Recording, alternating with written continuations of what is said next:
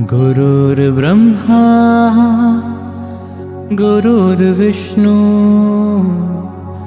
गुरुदेवो महेश्वरः गुरु साक्षात् परब्रह्म तस्मै श्री गुरुवे नमः।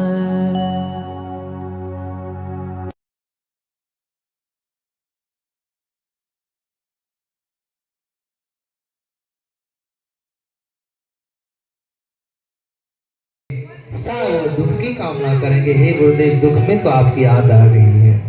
तो वो पहली पहर की रात्रि जब बीता तो उधर से एक हिरनी आई, हिरनी आई। हिरनी को देख करके अपने धनुष पर बाण चढ़ाया और हिरण को मारने के लिए उतावला हो गया। और जैसे ही बाण चढ़ाया एक बेलपत्र टूट करके नीचे गिरा। नीचे बेल के वृक्ष के नीचे शिवलिंग था, जो निरुक्त को पार्थिव लिंग कहा जाता है। शिवलिंग का शिव स्वरूप और लिंग शिवलिंग रख स्थापना किया हुआ था। बाण के माध्यम से चढ़ाया नहीं, बाण के माध्यम से शिवलिंग को अर्पण हो गया। पहली पहर की जो रात्रि है वो बेलपत्र शिवलिंग को अर्पण हुआ। और जैसे सनसनाहट की आवाज सुना, हिरनी चौकान्ना हो गए। देखा इधर उधर, ऊपर फिर देखा तो एक भील बाण चला रहे हैं। तभी हिरनी हाथ जोड़ लेती है, भैया मुझे क्यों मारना चाहते हैं, मैंने आपका क्या बिगाड़ा है। कहा देखो तुमने कुछ नहीं बिगाड़ा, लेकिन मेरी पत्नी बहुत भूखी है, आज तुम्हें मार करके मैं अपनी पत्नी की भूख को मिटाऊंगा। तो हिरनी अपने आप पर गर्व करती है। गर्व इसलिए करती है कि आओ भाग, मेरे शरीर जो किसी का काम आए।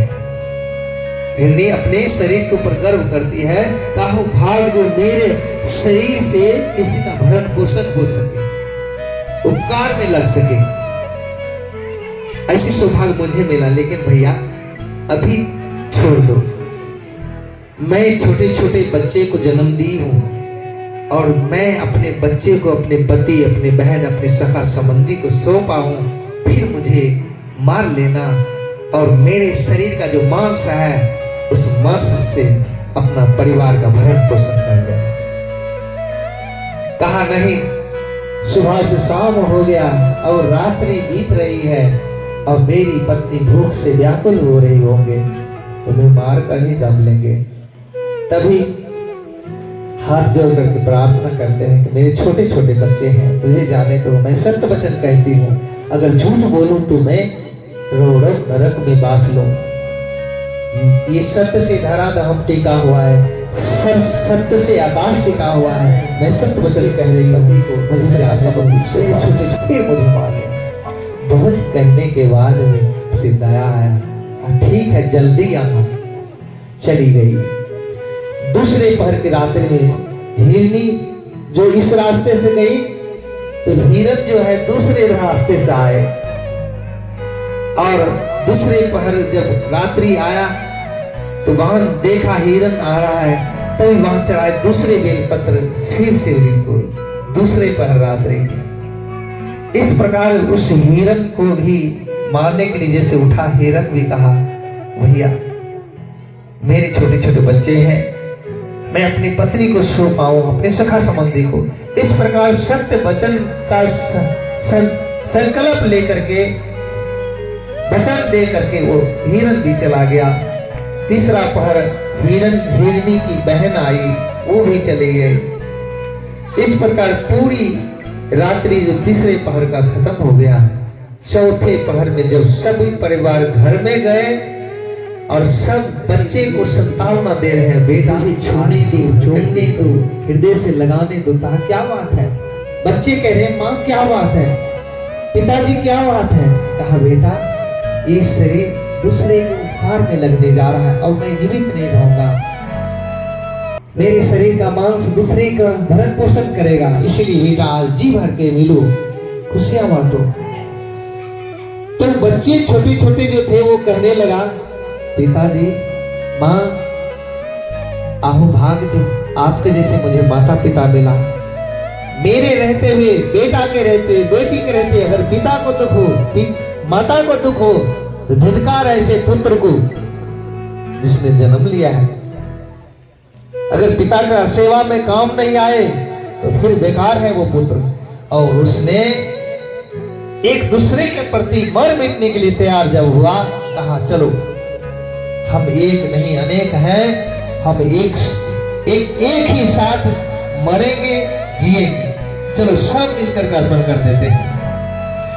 तो चौथे पहर की रात्रि में जब आया वो सब परिवार, दौड़कर बच्चे आगे होकर के भील के आगे नतमस्तक हो गया, भैया मुझे मारो पहले, माता पिता से मुझे पहले मारो, मेरे शरीर उपकार में लगे। फिर माता पिता अपने बच्चे को पीछे कर फिर कहता भैया पहले मुझे मारो, मेरे सामने मेरी बच्ची की हत्या न होना चाहिए, मुझे मारो।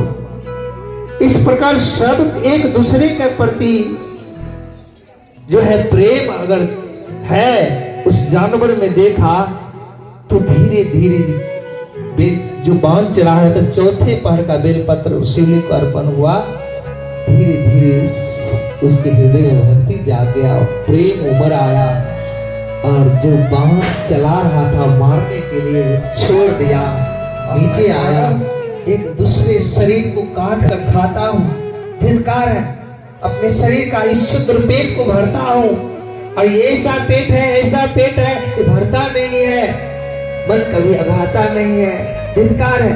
और तुम जानवर रहते हुए भी एक दूसरे के प्रति इतना प्रेम करते हो, इतना प्रेम करते हो, धिक्कार है। उसी समय देवादिदेव महादेव वहां प्रसन्न हो जाते हैं और उस सभी हिरणी हिरण के परिवार को दिव्य शरीर प्रदान करते हैं, योनि बदल जाता है।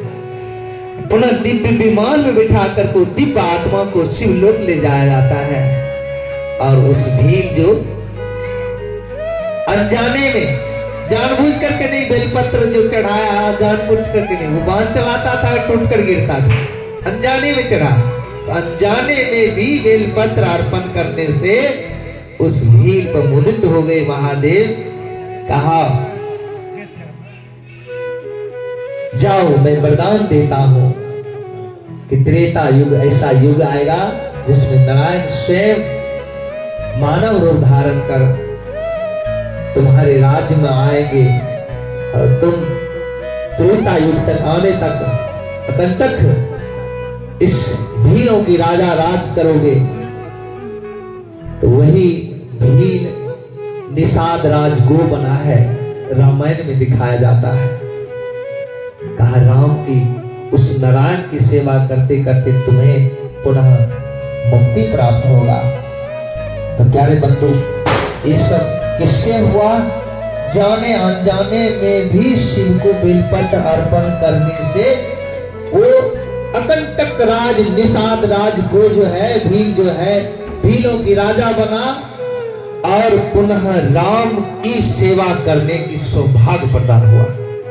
तो प्यारे बंधु, ये सब हुआ शिव की कृपा से। तो जाने अनजाने में भी शिव का नाम अगर हमारे जीवा पर आ जाए, हमारे कानों में सुनने के लिए आ जाए, तो कहते जाने अनजाने में भी हम धन्य हो जाते हैं, मुक्त हो जाते हैं। प्रेम से बोलिए श्री गुरु महादेव की, में भी हम धन्य हो जाते हैं।